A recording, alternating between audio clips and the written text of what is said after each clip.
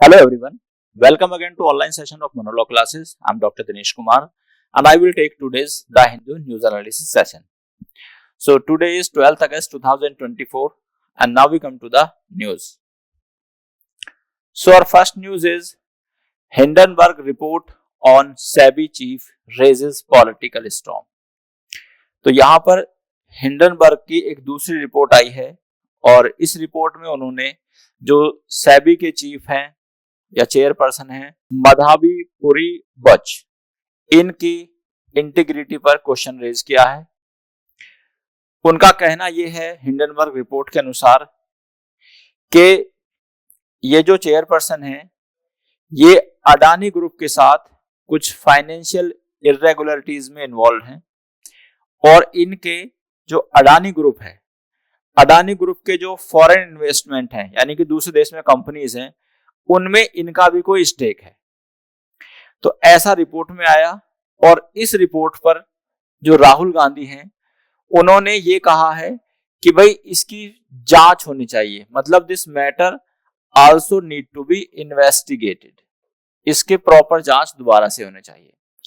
लेकिन यहां पर जो बीजेपी है उसने ये कहा है कि ये कांग्रेस डायनेस्टी के अटेम्प्ट है इंडिया की प्रोग्रेस को रोकने के लिए। तो ये जो एलिगेशन लगाए हैं ये राहुल गांधी ने लगाए हैं कि जो सेबी चीफ हैं उनका इन्वॉल्वमेंट है अडानी ग्रुप के साथ, लेकिन बीजेपी ने इसको खारिज कर दिया है कि ऐसा नहीं है। साथ ही साथ जो चेयरपर्सन है और उनके हस्बैंड हैं उन्होंने भी इन सब एलिगेशन को डिनाई किया है और उन्होंने ये कहा है कि जो भी उनके इन्वेस्टमेंट हैं फॉरेन में वो सारे क्या हैं, वो सारे ट्रांसपेरेंट हैं और उसमें किसी भी प्रकार की कोई इरेगुलरिटी नहीं है। दूसरी न्यूज है हमारी Tungabhadra dam gate swept away in Karnataka, flood warning issued. तो यहां पर तुंगभद्रा जो नदी है उस पर तुंगभद्रा डैम बना हुआ है और इसके गेट जो है फ्लड से क्या हो गए, टूट गए हैं।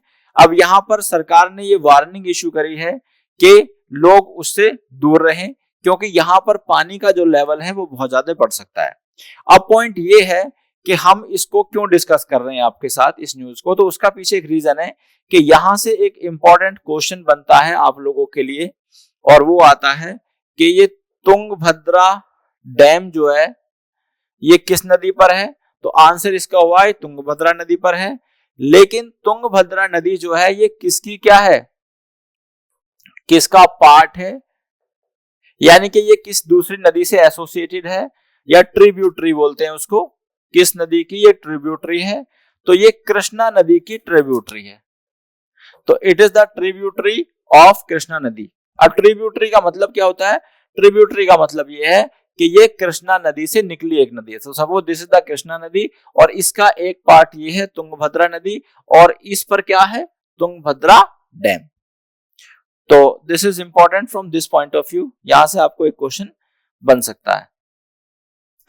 अब हम आते हैं आगे, parties serious crimes and the need for judicial clarity.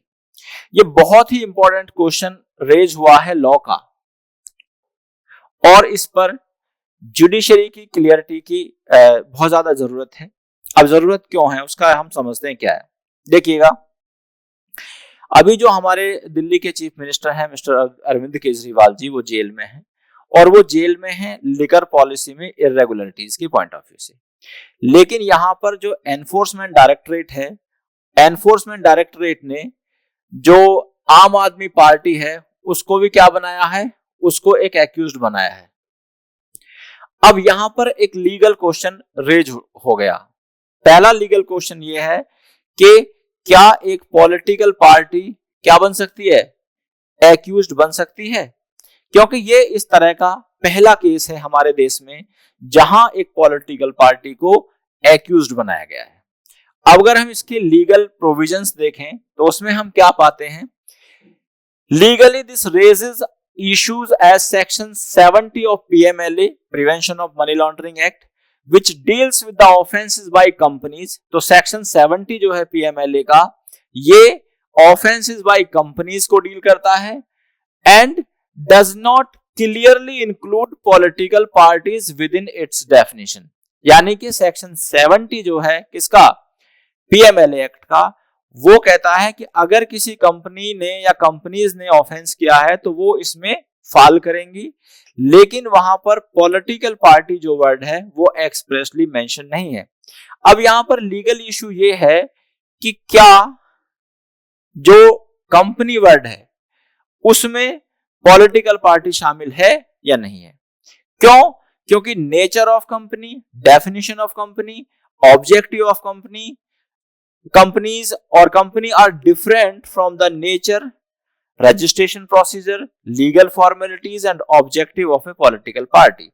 तो क्या ये किसी भी प्रकार से एक पॉलिटिकल पार्टी को क्या हम किसी भी सेंस में एक कंपनी कंसीडर कर सकते हैं?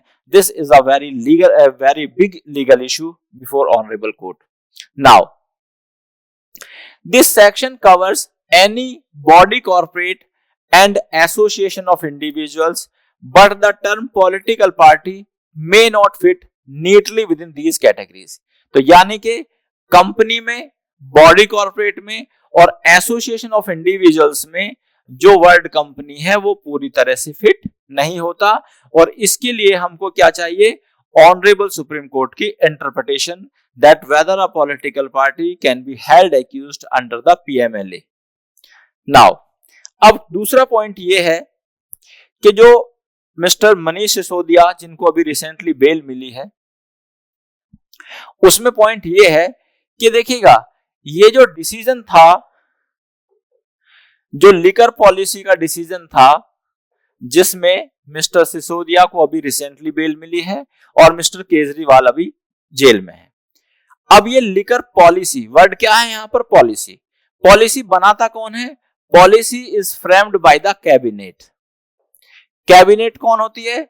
जो मिनिस्टर्स होते हैं, जैसे काउंसिल ऑफ मिनिस्टर, और काउंसिल ऑफ मिनिस्टर में से जो इंपॉर्टेंट मिनिस्टर्स होते हैं वो कैबिनेट को फॉर्म करते हैं।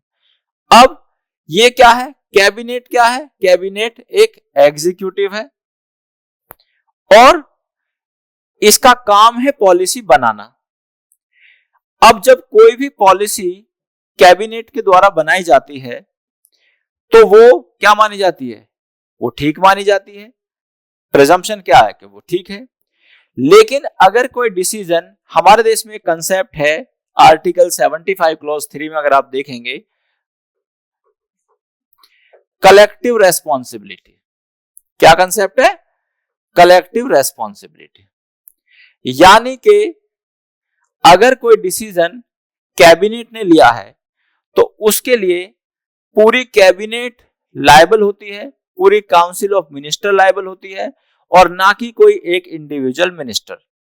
अब लीगल इशू ये है कि अगर लिकर पॉलिसी का डिसीजन कैबिनेट के द्वारा लिया गया, दिल्ली कैबिनेट के द्वारा लिया गया, तो उस डिसीजन के लिए अकेले मिस्टर मनीष सिसोदिया या अकेले मिस्टर अरविंद केजरीवाल क्यों रेस्पॉन्सिबल है? क्यों? क्योंकि डिसीजन तो कलेक्टिव डिसीजन था। तो एक कलेक्टिव डिसीजन के लिए आप किसी इंडिविजुअल को कैसे जिम्मेदार ठहरा सकते हैं? एक लीगल इशू यहां पर यह है। तीसरा पॉइंट यह है, क्योंकि ये क्या है, ये एक एग्जीक्यूटिव एक्ट है, और हमारे देश में क्या है, हमारे देश में एक doctrine of separation of power है, doctrine of separation of power. और doctrine of separation of power क्या कहता है कि जुडिशरी एग्जीक्यूटिव काम में इंटरफेयर नहीं करेगी, लेजिस्लेचर के काम में इंटरफेयर नहीं करेगी, और साथ ही साथ लेजिस्लेचर और एग्जीक्यूटिव जुडिशरी के काम में इंटरफेयर नहीं करेगी। तो क्या जुडिशरी के पास ये राइट है कि वो किसी भी पॉलिसी, जो कि पॉलिसी मैटर है, पॉलिसी डिसीजन है गवर्नमेंट का, उसमें इंटरफेयर करे? और अगर ये इस तरह से इंटरफेयर किया जाता है तो कहीं ना कहीं ये doctrine of separation of power का वायलेशन होगा। सेकंड पॉइंट ये है कि अगर जो हमारी एनफोर्समेंट एजेंसीज हैं या हमारी इन्वेस्टिगेटिव एजेंसीज हैं, लाइक पुलिस हो गई, हमारी सीबीआई हो गई, एनआईए हो गई, और हमारी एनफोर्समेंट डायरेक्टरेट हो गई, इस तरह की जो इन्वेस्टिगेटिव या एनफोर्समेंट एजेंसीज है, अगर उनके पास ये फ्रीडम है या उनको ये फ्रीडम दे दी जाए कि वो किसी भी नेता को या किसी भी पॉलिटिकल पार्टी को एक्यूज्ड बना सकती हैं, तो कल को क्या होगा, उनके पास ये पावर आ जाएगी कि वो कैबिनेट के द्वारा दिए गए डिसीजन में इंटरफेयर कर सकते हैं। तो अब अगर हमारी इन्वेस्टिगेटिव एजेंसीज के पास ये पावर आ जाएगी कि वो कैबिनेट के द्वारा दिए गए डिसीजन में इंटरफेयर कर सकते हैं, तो कहीं ना कहीं ये भी कॉन्स्टिट्यूशन का वायलेशन होगा। क्यों? क्योंकि 2000 इलेक्टेड रिप्रेजेंटेटिव, उनको लोगों ने चुनकर भेजा है और वो लोगों के बेनिफिट के लिए पॉलिसी बना रहे हैं। लेकिन अगर उनके पॉलिसी डिसीजन में ही कोई भी हमारी एजेंसी या एनफोर्समेंट एजेंसी और इन्वेस्टिगेटिव एजेंसी अगर इंटरफेयर करेगी, तो कहीं ना कहीं ये कॉन्स्टिट्यूशन के अगेंस्ट माना जाएगा। तो these are several legal issues in the liquor policy case. इन सब के लिए हमको ऑनरेबल सुप्रीम कोर्ट से क्या चाहिए? Interpretation. Now we come to next news and this is on amendments to the Waqf act. तो जैसे आप जानते हैं कि पहले हमारे देश में वक्फ एक्ट था 1995 और अब उसमें मेजर चेंज करने की सरकार की या पार्लियामेंट की इच्छा है। अब पहली बात यह है कि इस बिल, जो एक नया बिल लाया गया है वक्फ बिल 2024, इसका पूरा नाम क्या है? Unified Waqf management empowerment efficiency and development act 2024। तो this is the full name of this. ठीक है, अब ये क्या करता है? Expanded central control. तो ये बिल कंट्रोल, रेगुलेटरी कंट्रोल बढ़ा देता है किस पर? वक्फ बोर्ड पर, वक्फ काउंसिल पर। किसका? भारत सरकार का। अभी तक जो वक्फ बोर्ड है या वक्फ काउंसिल है वो एक क्या है? इंडिपेंडेंट बॉडी है, ठीक है, ऑटोनॉमस बॉडी है और उस पर सरकार का रेगुलेटरी कंट्रोल बहुत ज्यादा नहीं है। ठीक है, लेकिन अगर ये बिल पास होता है तो उस पर सरकार का रेगुलेटरी कंट्रोल हो जाएगा। अब हम आगे देखते हैं और क्या क्या चेंजेस होंगे। दूसरा चेंज ये है कि इसमें नॉन मुस्लिम को इंक्लूड किया गया है। तो ये कहता है it permits inclusion of non Muslim in the Waqf board, central Waqf council and Waqf tribunal. Non Muslim इसमें हो सकते हैं। नेक्स्ट है रिवाइज डेफिनेशन ऑफ वक्फ। अब वक्फ की डेफिनेशन को रिवाइज कर दिया है और इसमें कहा गया है only lawful property owners have practised Islam for at least 5 year can create Waqf property. मतलब क्या है कि वक्फ की प्रॉपर्टी कौन क्रिएट कर सकता है? वक्फ की प्रॉपर्टी, वक्फ का मतलब है अपनी प्रॉपर्टी को डोनेशन में देना, दान देना वक्फ बोर्ड को। अब ये कौन क्रिएट कर सकता है? केवल वो ही क्रिएट कर सकता है पर्सन, जो पर्सन किसी प्रॉपर्टी का लॉफुल ओनर है। तो मान लिया अगर मैं इस प्रॉपर्टी का लॉफुल ओनर हूं तो ही मैं इस प्रॉपर्टी को वक्फ में दे सकता हूं। दूसरी बात ये कि जो भी पर्सन अपनी प्रॉपर्टी को एज ए वक्फ की प्रॉपर्टी करना चाहता है या वक्फ को डोनेट करना चाहता है, उसने पहले 5 साल एटलीस्ट मुस्लिम रिलीजन को फॉलो किया हो। ये इसमें चेंज है। The bill also abolishes the concept of waqf by use. तो यहां पर वक्फ बाय यूज के कंसेप्ट को खत्म कर दिया गया है। मतलब अगर किसी पर्सन उस प्रॉपर्टी को यूज कर रहा है कोई पर्सन, तो वो प्रॉपर्टी पहले वो दे सकता था, लेकिन अब ऐसा नहीं है। नेक्स्ट है a new central portal is introduced for registering Waqf properties aiming to improve accuracy and transparency. अब क्या है, देखिए पहले क्या होता था, वक्फ बोर्ड के पास ये पावर थी और वक्फ ट्राइब्यूनल के पास ये पावर थी कि अगर वक्फ बोर्ड ने किसी प्रॉपर्टी को ये डिक्लेयर कर दिया कि ये प्रॉपर्टी उस वक्फ बोर्ड की है, तो वहां पर वो प्रॉपर्टी वक्फ बोर्ड की मान ली जाती थी और इस पर फाइनल डिसीजन कौन लेता था? वक्फ ट्राइब्यूनल लेता था। और अगर वक्फ ट्राइब्यूनल ने भी ये कह दिया कि ये प्रॉपर्टी वक्फ बोर्ड की है, तो वो प्रॉपर्टी वक्फ बोर्ड की हो गई और वक्फ ट्राइब्यूनल के खिलाफ, डिसीजन के खिलाफ हम कोर्ट भी नहीं जा सकते थे। लेकिन अब यहाँ पर चेंजेस क्या हैं कि जो वक्फ ट्राइब्यूनल है, इसकी जगह ले ली है डिस्ट्रिक्ट कलेक्टर ने। तो अब अगर किसी प्रॉपर्टी पर कोई डिस्प्यूट है तो वो डिस्प्यूट कहां जाएगा? डिस्ट्रिक्ट कलेक्टर के पास जाएगा और डिस्ट्रिक्ट कलेक्टर इस बात को डिसाइड करेंगे क्या वो प्रॉपर्टी वक्फ की है या नहीं है। ठीक है, और इनके डिसीजन के खिलाफ अपील आप हाई कोर्ट में भी जा सकती है। तो यहाँ पर ऑनरेबल कोर्ट या ऑनरेबल जुडिशरी का भी इंटरफेरेंस रहेगा। अब ये पर्पज क्यों किया गया कि वक्फ के पास अराउंड 8-9 लाख प्रॉपर्टीज हैं, तो यहाँ पर एक सेंट्रल पोर्टल इसलिए बनाया गया है ताकि वक्फ की प्रॉपर्टी को आइडेंटिफाई करके उनको रजिस्टर किया जा सके कि इतनी प्रॉपर्टी वक्फ के पास है, ताकि कल को किसी फर्दर प्रॉपर्टी पे वक्फ का कोई डिस्प्यूट ना हो जाए। The responsibility for surveying Waqf property is shifted from survey commissioner to the district collector. हाँ, तो यहाँ पर सर्वे की अथॉरिटी किसकी थी? पहले सर्वे कमिश्नर की ड्यूटी होती थी और फिर अब ये ड्यूटी डिस्ट्रिक्ट कलेक्टर की हो गई। तो डिस्ट्रिक्ट कलेक्टर के पास ये होगा कि वो उसको देखे कि क्या वो प्रॉपर्टी सही है नहीं है, उसका सर्वे कर सकता है। Judicial oversight, the bill allow court to intervene in Waqf dispute enabling appeal to high court against the tribunal decision. तो जैसे अभी हमने बताया कि ट्राइब्यूनल के डिसीजन के खिलाफ अपील कहां जा सकती है? हाई कोर्ट जा सकती है। So these are some major changes introduced in the Waqf act amendment bill.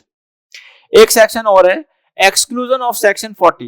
The bill removes the power of Waqf tribunal to determine whether a property qualifies as Waqf, assigning this responsibility to district collector. जैसे हमने बताया अभी कि कोई property वक्फ की है या नहीं है, ये डिसीजन कौन लेगा? अब कलेक्टर लेगा।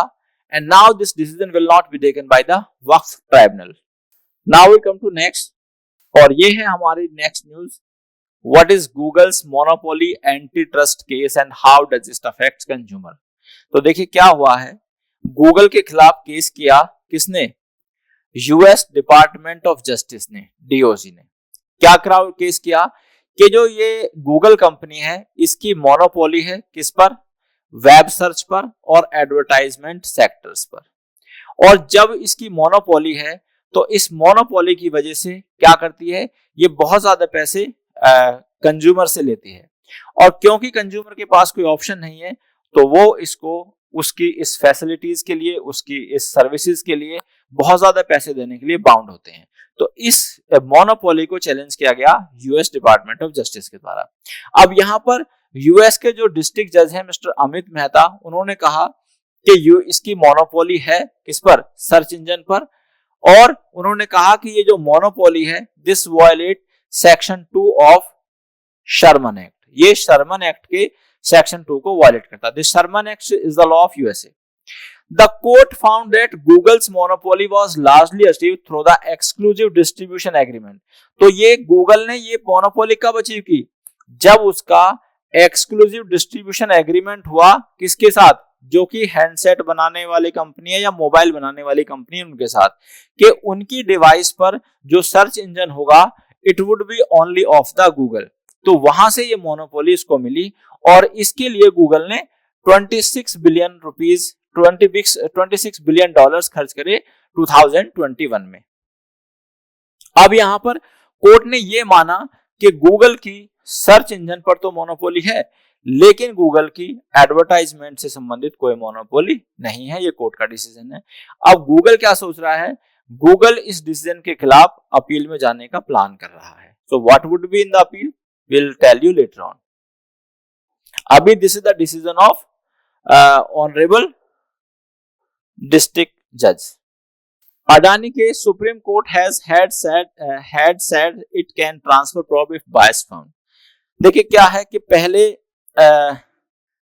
हिंडनबर्ग की एक रिसर्च रिपोर्ट आई जिसमें ये कहा कि जो अडानी की कंपनी है वो उसमें बहुत ज्यादा इरेगुलरिटीज हैं, वो अपने शेयर प्राइस खुद ही बढ़ाते हैं, है ना। तो इसके आधार पर उसकी इन्वेस्टिगेशन हुई और इन्वेस्टिगेशन में सेबी भी शामिल थी, ठीक है। लेकिन अब ऑनरेबल कोर्ट ने पाया कि मिस्टर अडानी के खिलाफ इस तरह के कोई प्रूफ नहीं है कि उन्होंने इरेगुलरिटी की है और उन्होंने जो सेबी ने इन्वेस्टिगेशन की थी उस पर पूरा विश्वास जताया कि the investigation conducted by the SEBI in this regard is correct. लेकिन अब यहाँ पर फिर से क्वेश्चन ये हो रहे हैं, जैसा कि हमने फर्स्ट न्यूज में डिस्कस करा था कि जो सेबी के चेयरपर्सन है उनके बीच में और अडानी के बीच में कुछ इस तरह के रिलेशनशिप हैं, वो बिजनेस पार्टनर्स हैं। तो वहां पर अब फिर से ये कहा कि इसको दोबारा से इन्वेस्टिगेशन कराया जाए, लेकिन इस पर ऑनरेबल कोर्ट ने ये कहा है कि अगर इसमें कहीं बायस पाई गई, means the investigation conducted by the SEBI was not proper, तो इसको दोबारा से कराया जा सकता है। Creamy layer amongst SC/ST communities. अभी कुछ दिन पहले ऑनरेबल सुप्रीम कोर्ट का एक डिसीजन आया था कि स्टेट गवर्नमेंट फ्री है कि वो क्रीमी लेयर का कंसेप्ट जो है वो SC/ST पर भी एप्लीकेबल कर सकती हैं, या SC/ST की पॉपुलेशन को स्टेट में वो क्रीमी लेयर के आधार पर क्लासिफाई कर सकती हैं। पहले हम समझते हैं क्रीमी लेयर। देखिए क्रीमी लेयर का कंसेप्ट केवल ओबीसी पर अप्लाई होता है और इसका मतलब ये होता है कि अगर किसी ओबीसी की एक फैमिली की इनकम 8 लाख रुपए से ज्यादा है तो फिर वो ओबीसी नहीं रहता बल्कि वो जनरल बन जाता है और उसे किसी प्रकार का रिजर्वेशन का बेनिफिट नहीं मिलता। लेकिन अगर हम इसका उल्टा देखें तो अगर कोई पर्सन एससी है या एसटी है और उसकी इनकम अगर करोड़ रुपए महीना भी है तो भी वो हमेशा एससी और एसटी रहेगा और जो देश में मिलने वाला रिजर्वेशन है वो उसका बेनिफिट लेता रहेगा।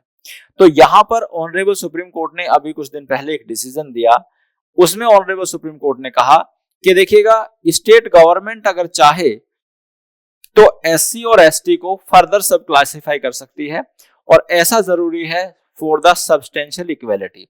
अब हो क्या रहा है कि जो रिजर्वेशन है एससी और एसटी में, जिस पर्सन को मिलना चाहिए, जिसको उस रिजर्वेशन की सबसे ज्यादा जरूरत है, ये उसको नहीं मिल रहा। रीजन क्या है कि जो लोग ऑलरेडी वेल ऑफ हैं, संपन्न हैं, प्रॉस्पेरस हैं, वो ही फिर से रिजर्वेशन का बेनिफिट ले रहे हैं।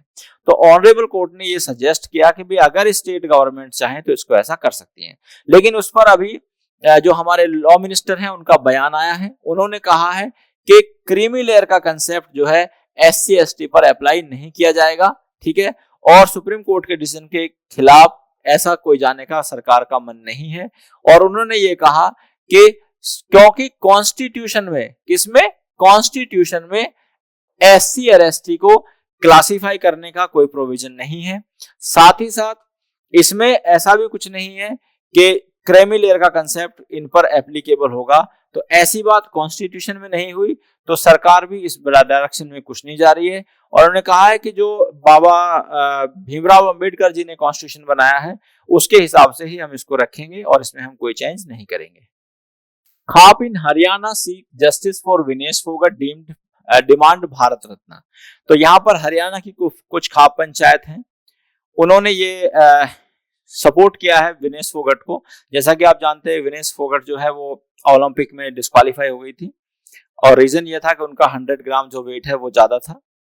और अब क्या है कि इसको थोड़ा सा ऐसा माना जा रहा है कि उनके खिलाफ कुछ कॉन्स्पिरेसी हुई है या उनके साथ कुछ गलत हुआ है। तो जो खाप पंचायत है वो विनेश फोगाट के सपोर्ट में है और उन्होंने ये कहा है कि भाई उनको भारत रत्न मिलना चाहिए और साथ ही साथ उनको वही सारी फैसिलिटीज मिलनी चाहिए जो एक उसको मिलती हैं जिस पर्सन ने गोल्ड मेडल जीता है या सिल्वर मेडल जीता है, तो वो सारी फैसिलिटीज उनको मिलनी चाहिए। तो खाप पंचायत ये चाहते हैं कि ये फैसिलिटीज के साथ साथ विनेश फोगाट को भारत रत्न भी मिलना चाहिए क्योंकि उसने देश का काफी नाम किया है इतने बड़े लेवल पर जाकर। और क्योंकि वो डिस्क्वालीफाई हुई हैं, अब डिस्क्वालिफिकेशन से संबंधित जो है उनकी अपील अभी पेंडिंग है। अब वो अपील के डिसीजन के बाद ही पता चलेगा कि क्या डिसीजन आता है। बट अभी इंफॉर्मेशन ये है कि वो डिस्क्वालीफाई हो गई हैं और उन्होंने उनसे ये भी रिक्वेस्ट करी है खाप पंचायत ने कि वो अपने रिटायरमेंट के जो डिसीजन है उसको रिकंसिडर करें, मतलब वो ये रिटायरमेंट ना लें खेल से और फर्दर खेलती रहें। Now Bangladesh government vow to end attack on minority group. तो जैसा आप जानते हैं कि बांग्लादेश में जो वहां की सरकार थी वो बदल गई और वहां की जो शेख हसीना थी प्राइम मिनिस्टर, उनको देश छोड़ के भागना पड़ा।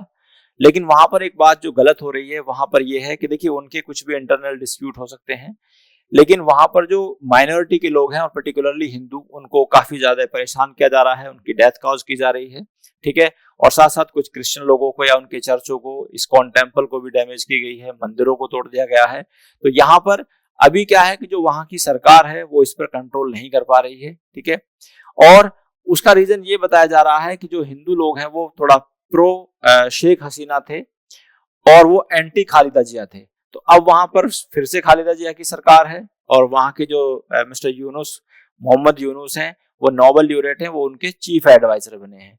तो कहीं वो इस बदले की भावनाओं से हिंदुओं को टारगेट नहीं किया जा रहा है। लेकिन Bangladesh government vow to end attack on minority, लेकिन बांग्लादेश सरकार ये चाह रही है कि भाई जो माइनॉरिटी पे होने वाले अटैक है उनको रोका जाए। So dear students, I have discussed all the important news of today's newspaper with you. Thank you very much for watching us. I will come again with more such news. Till then, thank you very much. Goodbye.